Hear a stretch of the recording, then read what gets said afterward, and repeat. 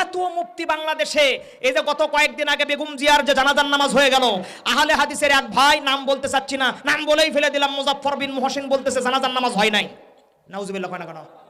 কেন হয় নাই? বলতেছে সূরাতুল ফাতিহাকে ইমাম সাহেব ইনকার করেছে, সে সূরা ফাতিহা পড়ে নাই, অতএব নামাজই হয় নাই। আজকের মাহফিল থেকে বলতে চাচ্ছি মুজাফফর বিন মুহসিন এলেমই নাই। এই কথা বলেন না কেন? উনি দলিল দিচ্ছে যে ফাতিহা ছাড়া নামাজ হয় না, লা সালাতা ইল্লা বিল ফাতিহাতিল কিতাব, ফাতিহা ছাড়া কোনো নামাজ হয় না। আমি তাকে বলতে চাচ্ছি জানাজার নামাজ কোনো নামাজ না, ওটা হলো দোয়া। ঠিক কিনা বলেন?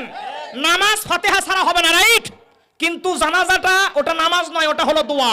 আপনারা বলবেন দলিল, দলিল হলো নামাজের সামনে কোনো মাইয়াত থাকে না, নামাজের সামনে কোনো মানুষ থাকে, কথা কয় না, নামাজের সামনে মানুষ থাকে, মানুষ সামনে রেখে নামাজ হবে, সেটা জীবিত হোক বা মৃত হোক নামাজ হবে।